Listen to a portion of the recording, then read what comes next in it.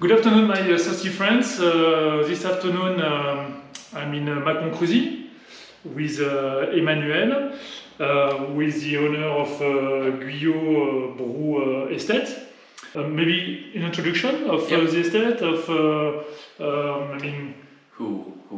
Exactly, please. Okay. So the domain is an organic domain for 3 generations, because my grandfather started organic in 1954.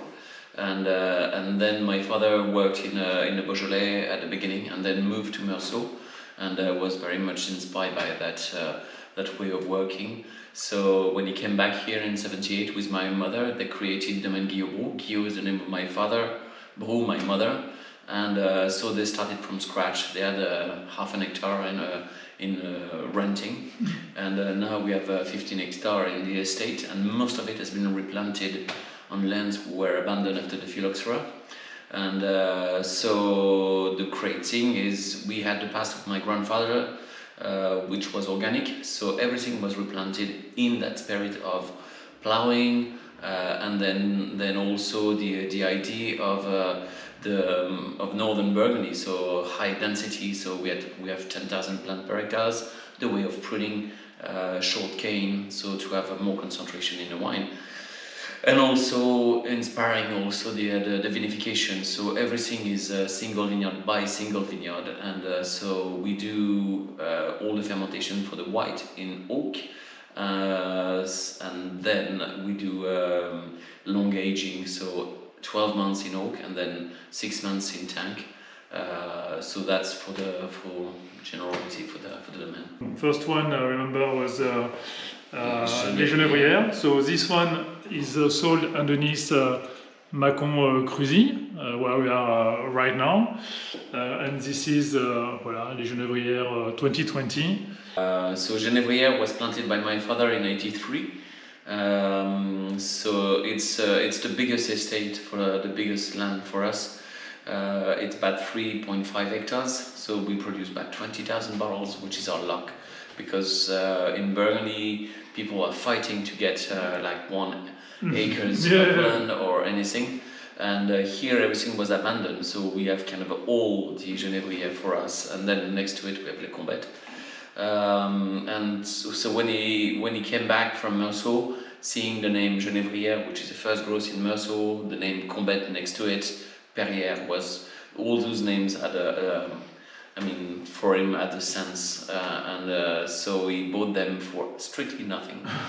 The first hectare of Genevriers, which is amazing, he bought it for 800 francs and was completely abandoned for 100 years. So they recreated completely the land, the agriculture, because we had to cut the trees, we had to redo everything. So that is really the story about domain. It's to recreate those domain on abandoned land. For the vinification, so we don't, for all the white of the domain, we do 12 months in oak. There is no clarification. We just press straight into the barrels. We do the 2 fermentation in barrels, alcoholic and malolactic. And the result is you have the true expression of the terroir. And so if you tried all the different terroirs, Genevriers, Combettes, Perrier, you will have all the true expression. Well, definitively, we tried those 2. Genevriers and les Combettes. Les Combettes is this one, which is sold as a Macon-Chardonnay. Yes. But they're next to each other. Yes, they're really side by side. Mainly, it's the same origin of soil, but the land broke differently, and so you have more soil in Genevriers than Combettes. There's more erosion. The Combettes is more south-facing. The results in the wine, when we pick up the grapes, is about half a degree, up to 1 degree on certain vintage. And so you have 2 different wine, more lemony, more freshness, more minerality on Combettes for those vintage. Yeah. And 20 is kind of rounder, like a plum, like the yellow plum. This is just 2 mind-blowing wines this is huge efforts, I would say, to deliver this style of wine. And yes, for 800 francs, I think it was a good bargain. Yeah, it was a good. Yeah, but a lot of work. I think also you also valued, you know, because of your works. Because I mean, there's still a lot of Macon, unfortunately. Yeah. I mean, the level of the Maconnais is not maybe as homogene. Yeah, no, there's a huge history in the Maconnais because we are here in the heart of some big cooperative who started in mid-30s, and the vineyards was very affected by the phylloxera. And here there's a massive difference between the Côte d'Or and here. It's first, if you look at the surrounding of the village, it's more hilly.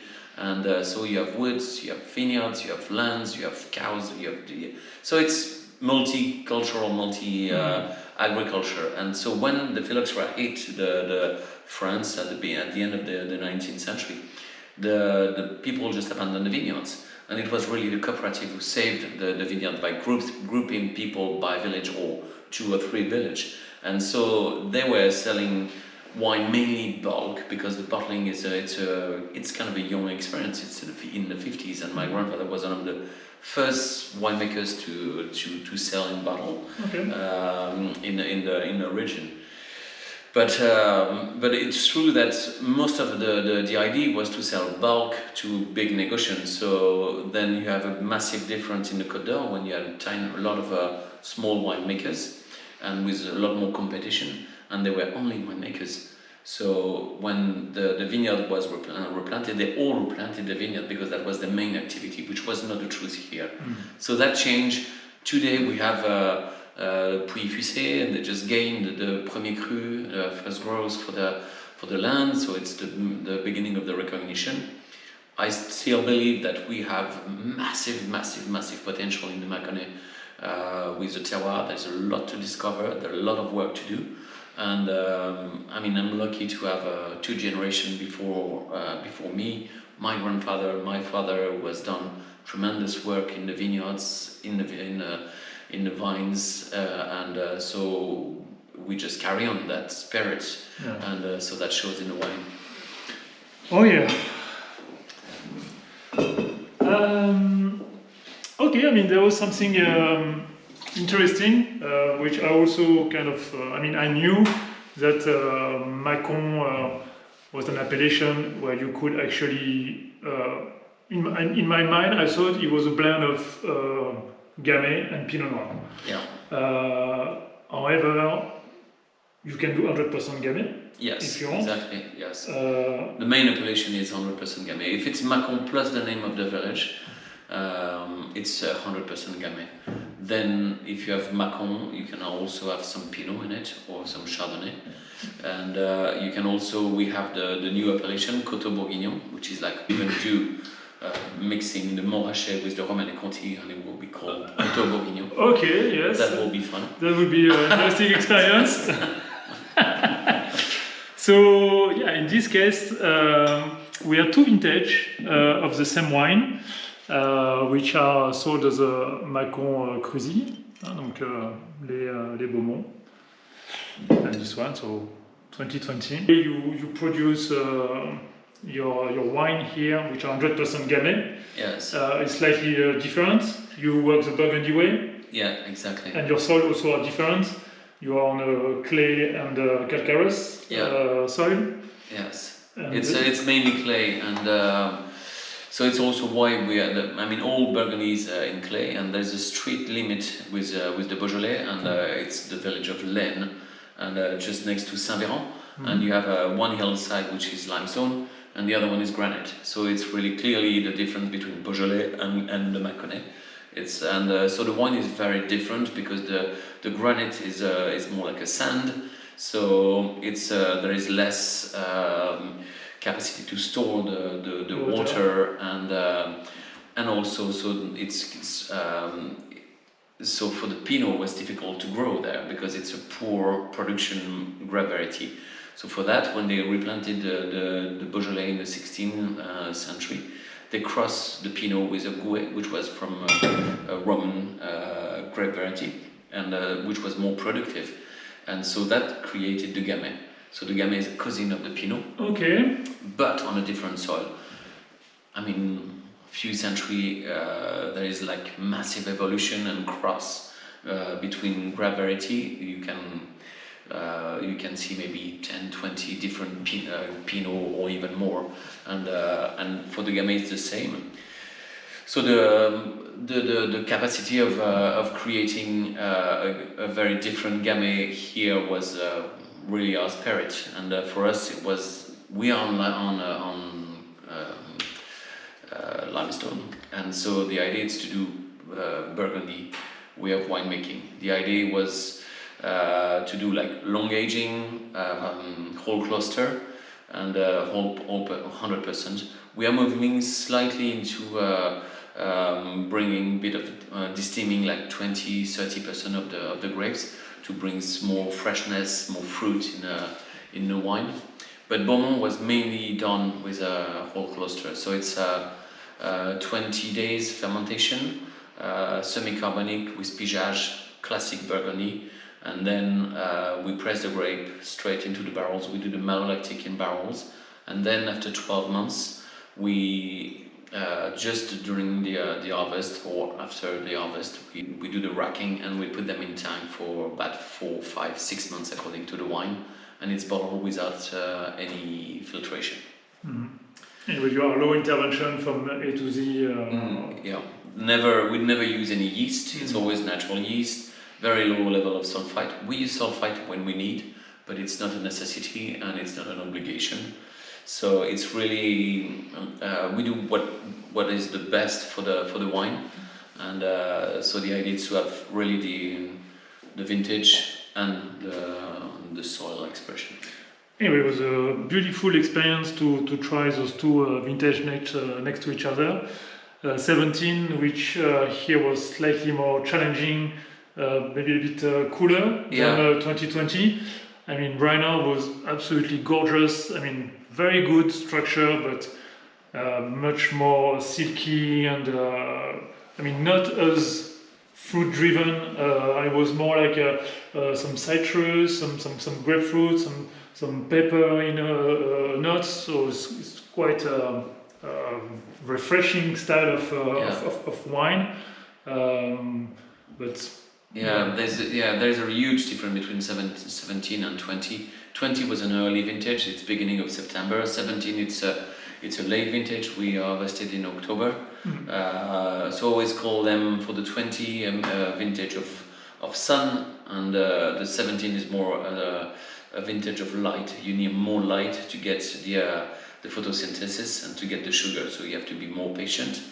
You usually have more freshness in the 17, but also more energy, and those vintage keep extremely well in time, and 20 is kind of a full body wine like 2009 or 19 vintage.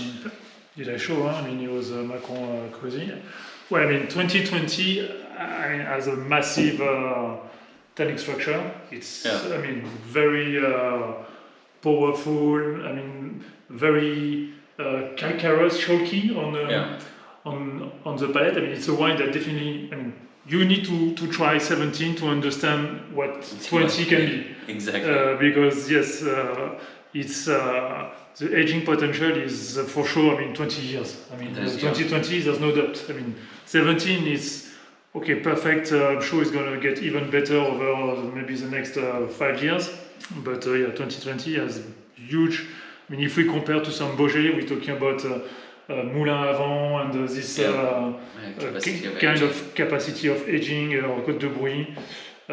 So yes, something which worth to find, because it's not so easy to find this style of wine, I'm sure. I mean, I don't know if there's so many producers who do this style of Gamay in Macon. In Macon, I don't think there is. Yeah, I don't think, no. I haven't heard. I mean, you know better. But yes, okay. And also the one thing is the Domaine is have a 50% white and 50% red, which is very rare in Maconnais. The Maconnais used to be 70% Gamay in the 50s. Now it's about 5 or 10% of the appellation. We kept the Gamay because my grandfather always said that if they unplant the Gamay, plant some Gamay, because in 25 years' time you'll be the fashion, and because there will be nothing left. And for us, it's one of the best sells is the Gamay here. and we are well known for that.